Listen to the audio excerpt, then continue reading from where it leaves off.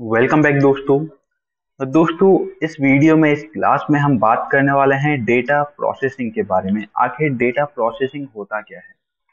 तो जैसा कि हम सबको पता है दोस्तों कि कंप्यूटर में डेटा कैसे प्रोसेस होता है। इनपुट, उसके बाद होता है प्रोसेस, उसके बाद आता है आउटपुट। लेकिन क्या ये तीन ही स्टेप होते हैं हमारे डेटा प्रोसेसिंग के पूरे प्रोसेस में? तो ऐसा नहीं है दोस्तों, और भी बहुत सारे स्टेप होते हैं। तो चलिए उनको जानते हैं, लेकिन उससे पहले जानते हैं कि डेटा प्रोसेस आखिर होता क्या है। तो स्टार्ट करते हैं उसकी डेफिनेशन से। Data processing is the method of collecting raw data and translating it into usable information.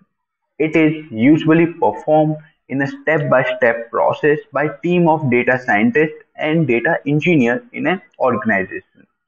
तो छोटी सी डेफिनेशन है हमारे डेटा प्रोसेसिंग की दोस्तों, जिसमें बताया गया है कि डेटा प्रोसेसिंग होता क्या है। बेसिकली डेटा प्रोसेसिंग एक डेटा का कलेक्शन होता है, जो रॉ डेटा को कलेक्ट करते हैं एंड उसे ट्रांसलेट करते हैं एक इंफॉर्मेशन में दोस्तों। तो चलिए बात करते हैं इसके स्टेप की। कितने स्टेप होते हैं हमारे डेटा प्रोसेसिंग में?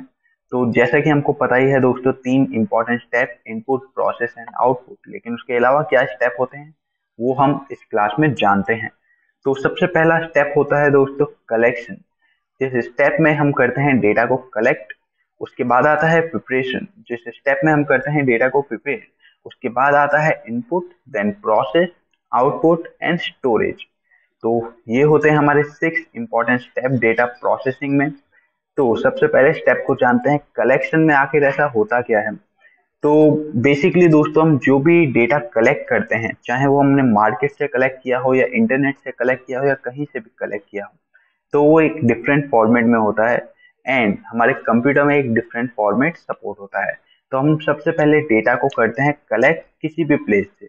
उसके बाद उसे करते हैं प्रिपेयर एंड डिस्ट्रीब्यूट या डिवाइड आप कह सकते हैं। तो जो डेटा हमने कलेक्ट किया उसे हम कैटेगरी वाइज डिवाइड करते हैं और उनको प्रिपेयर करते हैं कंप्यूटर में इनपुट करने के लिए। तो डिवाइड करने के बाद हम करते हैं उस डेटा को इनपुट। तो इनपुट दोस्तों आपको पता ही है कैसे भी कर सकते हैं। हमारे पास बहुत सारे इनपुट डिवाइस हैं, कीबोर्ड है, स्कैनर है एंड माउस है। हमारे पास इनपुट डिवाइस की कमी नहीं है, तो उनके थ्रू हम कर देते हैं डेटा को इनपुट। उसके बाद कंप्यूटर करता है उस डेटा को प्रोसेस एंड हमें प्रोवाइड करता है आउटपुट। लेकिन बहुत बार ऐसा लगता है दोस्तों कि जैसे फॉर एग्जांपल कीबोर्ड में मैं एक ही प्रेस करता हूँ, तो बहुत सारे लोगों को ऐसा लगता है ये तो बहुत ही इंस्टेंट प्रोसेस हो चुका है कि मैंने ए दबाया, मुझे अपने मॉनिटर पे दिख गया।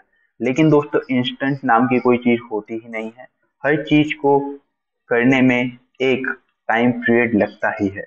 लेकिन हमारा ऐसा मानना होता है कि जिस टाइम पीरियड को हम देख नहीं सकते उसे हम इंस्टेंट कह देते हैं। जैसे यहाँ पे बहुत ही कुछ मिली सेकेंड लगते हैं, मैंने कोई भी की प्रेस की, आपके सामने उसका रिजल्ट मतलब आउटपुट शो होने में बहुत ही कुछ मिली सेकेंड लगते हैं, लेकिन वो भी एक टाइप का टाइम है दोस्तों। लेकिन जो मिली सेकेंड हम नॉर्मल ह्यूमन अपनी आंखों से नहीं देख सकते उसे हम इंस्टेंट कहते हैं। तो इसीलिए सबको लगता है कि हमने जैसे एक ही प्रेस की इंस्टेंटली वो हमें डिस्प्ले होने लगी। तो ऐसा नहीं है दोस्तों, हर चीज के लिए एक लिमिटेड टाइम पीरियड सिलेक्टेड है, लिमिटेड टाइम पीरियड उसमें लगता है दोस्तों। तो यहाँ पे इनपुट हो चुका है, उसके बाद कंप्यूटर ने उस डेटा को किया प्रोसेस एंड हमें प्रोवाइड किया आउटपुट। अब हमें डिपेंड करता है, हमारे ऊपर डिपेंड करता है कि क्या जो आउटपुट हमें मिला है उसे हमें स्टोरेज करके रखना है, उसे स्टोर करके रखना है कि आगे कभी इन फ्यूचर हमें उसकी जरूरत पड़े उस डेटा की। तो लास्ट स्टेप है वो ऑप्शनल रहता है, वो हमारी मर्जी के ऊपर है कि हमें उसे स्टोरेज करके कहीं पे रखना है या नहीं। तो बेसिकली दोस्तों, यहाँ पे 6 इंपॉर्टेंट स्टेप होते हैं डेटा प्रोसेसिंग के। स्टार्ट होता है कलेक्शन, देन प्रिपरेशन, उसके बाद input, then processing, then output and 6th step होता है स्टोरेज दोस्तों। तो उम्मीद करता हूँ दोस्तों आपको पता चला हो कि आखिर डेटा प्रोसेसिंग होता क्या है एंड उसमें कौन कौन से स्टेप आते हैं दोस्तों। तो चलिए मिलते हैं दोस्तों आपसे अपनी अगली क्लास में।